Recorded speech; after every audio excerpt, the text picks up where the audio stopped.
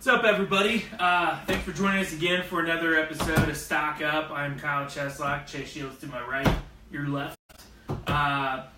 Feel free to chat at us. We always love hearing from you guys. For the returning people, for anybody new, DM us, chat at us, message us inside the actual video. We do watch it during these episodes, so we love hearing from you guys. Feel free to share far and wide too. We're across all social media channels, which is particularly relevant to what we're going to talk today. Yeah. But it's all stock systems, so check us out and get stock. It's all get stock except Twitter. All get stock except Twitter. I am wrong. Corrected by my man on the right. It's all get stock. So. And I think Facebook is screwing us right now. They're having a shit fit over Mark Zuckerberg, I'll tell you what, man, that guy's just sticking. Yeah, hilariously, they now want people to submit unclothed pictures of themselves. I just read about that. That's insane. It's pretty crazy. Was it to prevent like revenge sex or something like that? I mean, yeah, I think that the road to hell is paved with good intentions. Yeah. So. Yeah, that just sounds like just a bad deal. Yeah. Bad deal. Sorry. Anyway. Wading into some muddy waters. But we do have a good topic for you guys today, and I think it's something that a lot of people do struggle with. But we've been noticing some really good accounts lately that are doing some things particularly well, which we're going to talk about the power of social advertising.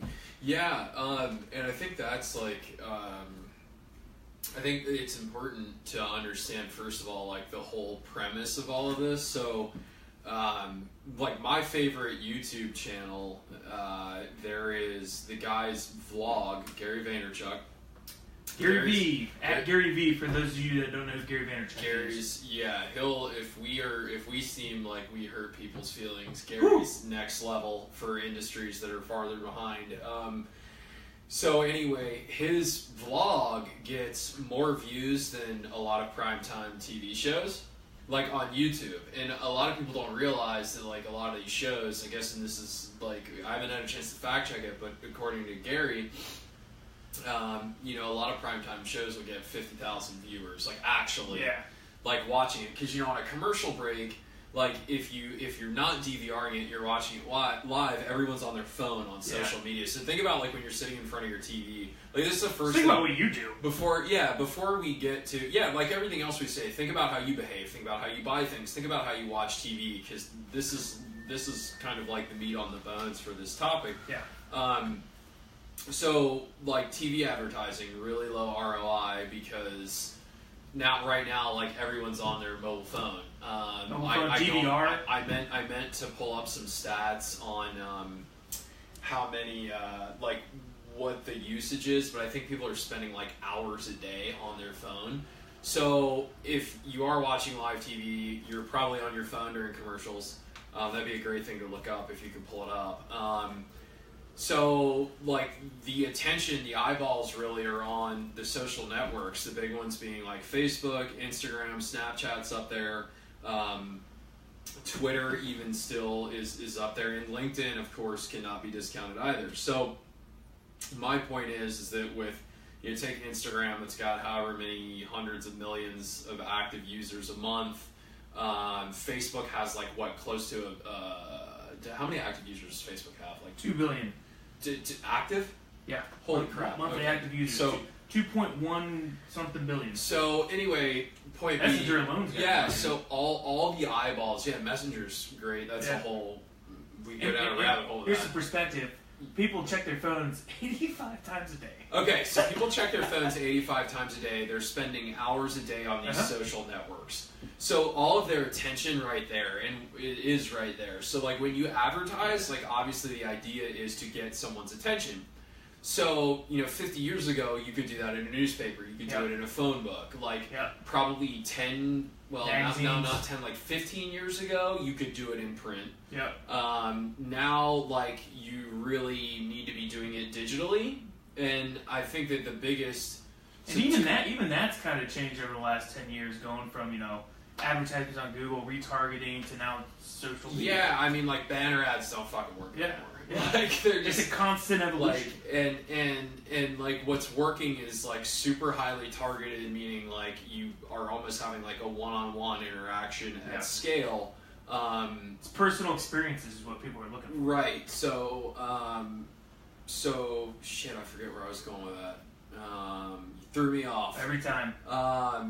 Anyway, my point is that what you want to do with all of this stuff is find a way to interact with people where their attention is. So if you're doing print advertising, like, it's not going to have the ROI that it used to. So where we have seen really solid traction, I know for us, and what we see a lot of, particularly yards. Yeah. I see many more like lumber yards, which seems kind of like strange, than furniture stores, flooring stores, other home furnishing stores, active on like Instagram and like the. They seem to be like a step or two just ahead of everybody. And it's weird because like personally coming from the industry, I would think that like no way in hell. No way. Like no way in hell. These would be the last people to embrace like Instagram. I know like that's probably would be the case for me. Yeah. If I wasn't doing this and didn't have the understanding that I have now.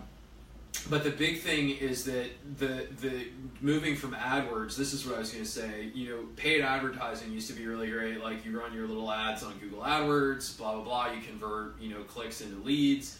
Yes. And that moved into inventory. And like, that's now the most effective thing on Google is advertising your inventory. But all of that's gotten more expensive because everyone's figured out Google. Where it's really underpriced and where you can get a tremendous amount of ROI. I know we get stupid ROI just across the board usually on like Facebook. Yeah. Our Facebook ads like convert, particularly like when we target specific specific demographics that we want. We say, hey, you know, here's your XYZ cloud platform that solves this problem. So when you're talking, you're having a conversation with that person. Yeah, it's really relevant because there's so much noise out there, and you even though like the attention and everything, all the eyeballs are on the social networks, the attention's underpriced there still. The big thing is that like you are able, there's still a lot of noise. So what you have to do is you need to spend some time looking at how to target and then run some and stand out. Yeah, run some different like ad campaigns and figure out, you know, well, when I say, hey, you know, we've been in business for 40 years, we're the best, how does that perform compared to, you know, looking for, you know, local service for XYZ, like come to us. Well, you also have to take into account your competitors, right, around town, because chances are, if you're touting that you've been in business for 40 years, the same guy down the road that's been in business for 40 years is going to tout the same thing. So, again, that falls in line with noise. Yeah, and look, even here's the thing, like even, so like we had one big competitor in town, like let's say that our like product quality and certain, let's say like the businesses were equal, they weren't, we kicked their ass. That was just the way it is. Like let's say that they were equal, if Shields was on, you know, social channels advertising, getting in front of people, and, you know, the competitor was like running newspaper ads to try to drive business to the yard, we would sell more just because we're where the eyeballs are. Yeah. Like they might be the best, the service might be the same, but like we're going to get the business because we are where people are looking. So like if you're to advertise and be effective, like if you're trying to, whatever message you're trying to deliver, that you have a sale going on, that you've got this story to tell, if you're not telling that story where people are actually paying attention, meaning like on Facebook, on Instagram, on Snapchat, like whatever, like no one's going to look. That's why print ads don't work. That's why you've heard me rail against social media syndication. We don't know who's looking at. Like there's one program I'm thinking of in particular that just drives me up a wall, that there's a vendor that literally publishes syndicated social media content to a group of retail stores. And it's like, if you think you're getting a deal with that, like you're getting screwed. Like you need to just do the work, get in front of people, and look, you know, for a lot of people, because of the way the labor markets are in some of these different like sectors, like particularly as it relates to building products, and then any like trade, you know, where you're like installing countertops, cabinets, flooring, like all that. You know, like business is pretty good right now. That's okay.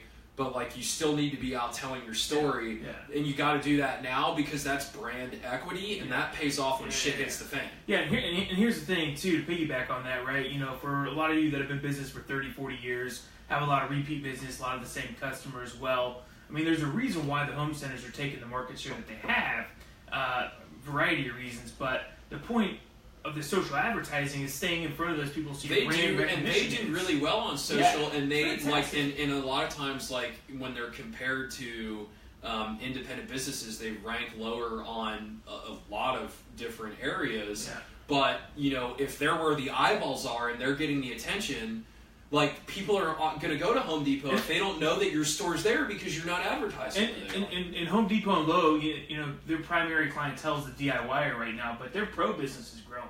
Their pro business is growing. They're also getting into they've done free installation on a number of these things. But like, so if they and like, here's the crazy thing, like in your local market, like you don't need to be able to spend like Home Depot does nationally. You just need to be able to shift a little bit of your ad budget from something like, if you're doing print or you're doing TV, I would recommend getting out of those. Yeah, particularly if you don't know what your ROI is on it. Yeah, get out of whatever that is. And the other thing too is like, this also applies to those of you who have outside or inside sales staff that are charged with prospecting. Yeah. Like Dan, 67 years old, crushes it on LinkedIn.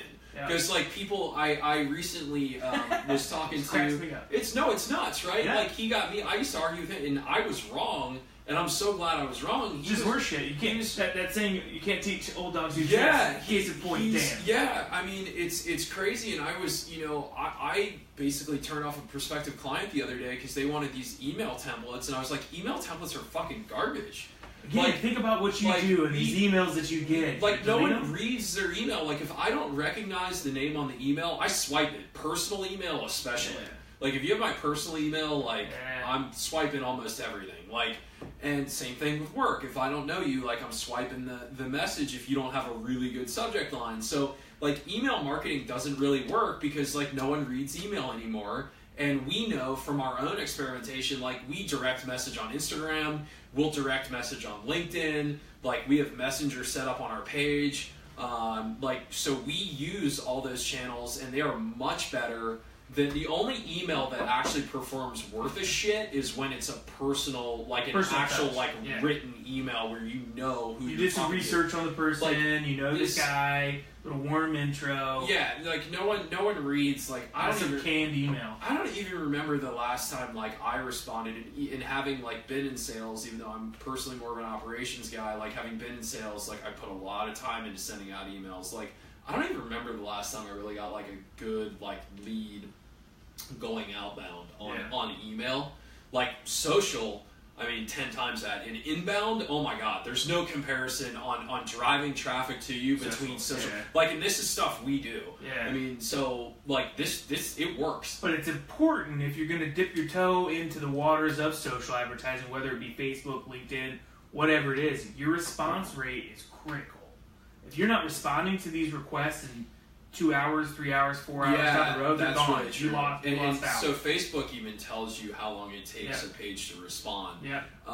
Consumers are savvy, whether it's a DIY or a pro. Well, you got to think 2 billion people are on this. You know, so look around. Pretty much everybody in your building is going to be on. And that's the thing. I think like these instant messaging services like Messenger, and Messenger's got like 900 million active users. It's the biggest. Growing. Then you've got like WhatsApp. So like people are now like email again.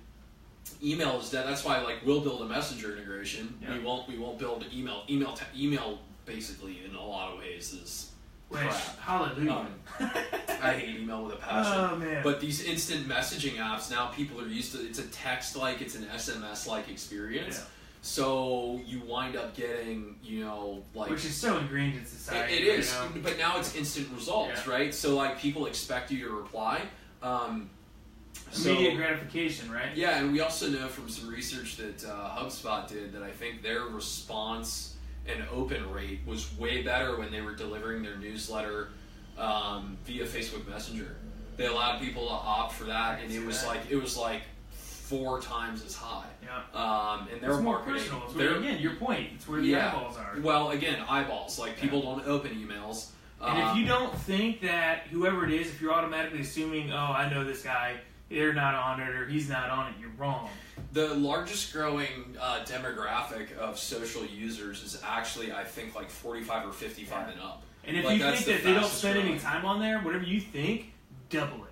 Yeah, they so like everyone on there, like, I mean, and think about, have you sent an emoji in the last 24 hours? Like, have you been... The fact that we converse using emojis now? Yeah, I mean, so like the idea that like people aren't there, it's just this literal disease that some people have where they put the blinders on and they're like, you know, they operate one way in real life and then they don't operate that way in business. But so our point is like, apply this stuff to your business. You can get massive ROI. And it's like, it really isn't hard to run ads. Like the one thing, maybe we'll do a podcast on this, but like how to do it, maybe, the one thing, like back when we were really doing lead gen, which obviously we don't do, like e-commerce has taken over lead gen. Like what the hell do you need lead gen for if you have e-commerce? Yeah. E-commerce is lead gen if you know what you're doing.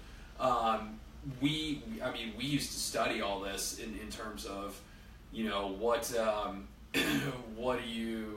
headlines work, what messaging works, like all this stuff. So really go on there and like the big thing, like for any of you that hopefully someone's gonna at least one person will go out and like try to do this.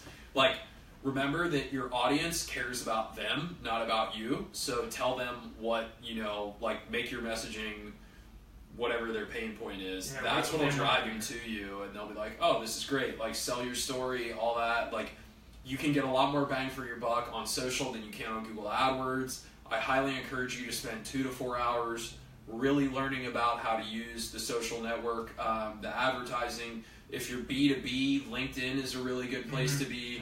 But if you're selling, particularly if you're selling retail, like to homeowners and shit like that, Facebook and what's really cool about Facebook is they'll run your ad on Instagram too. You don't have to make 2 different ads. They optimize it. It's all set. And look, guys, I do want to make one point clear here, and I think this is what makes a lot of people scared to dip their toe in this water. You don't have to be perfect with what you do. You just have to have action and actually follow through with it. It's going to be a lot of trial and error. Not everything is always going to work, but what's going to separate people is those that people are actually running ads and making an effort in doing this, as opposed to the ones, well, I don't know how to do this, or it's not perfect yet. Just push go. Yeah, I mean, that's really it. So there's a tremendous opportunity out there in that, particularly if you've got dollars in like TV. If you're in retail, like if I was selling to consumers, if like my business was mostly, well, hell, it probably applies across the board, but it's like huge in B2B. Like you want to be on LinkedIn because their targeting is crazy. Like we've been driving. You get statistics with that, right? Too, you know, we've been driving great. We're business to business, so like a wholesaler or like a retailer that sells to primarily builders or whatever. LinkedIn has been huge for us, but like if I was strictly like mostly like B2C, like a retail, like if I had a furniture store or something like that, or I had a flooring store and I was doing mostly retail, oh my god, my entire ad budget would be in Facebook. Yeah. Like it makes so much sense, and like everyone's there.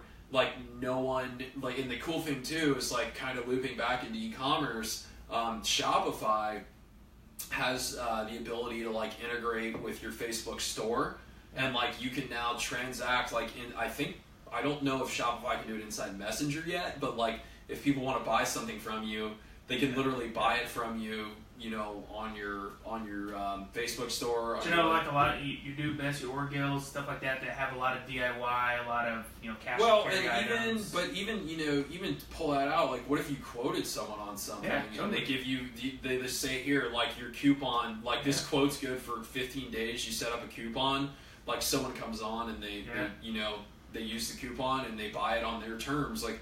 So it's a really huge opportunity. It's a great way to get an edge on everyone. And I'm telling you, locally, like if you put the time into this, like you don't have to spend, you know, $1,000 a month. Well, that's where you can compete with the home centers, right? You know, they have this national branding campaign because they're worth billions of dollars. But at a local level, you can compete on that. It's you know, guerrilla warfare, if you will.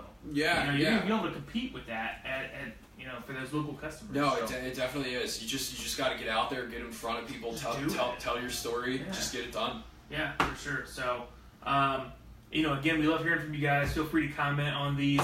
We do upload these to across all of our social media channels. We're behind on that. Sorry. We are behind on that, but they'll be up. There's a whole bunch of other episodes out there right now, though. Podcasters, obviously, check out SoundCloud and iTunes. Stock Systems get stocked. So, with that being said, we'll see you guys next week at 3 o'clock. Awesome. Thanks.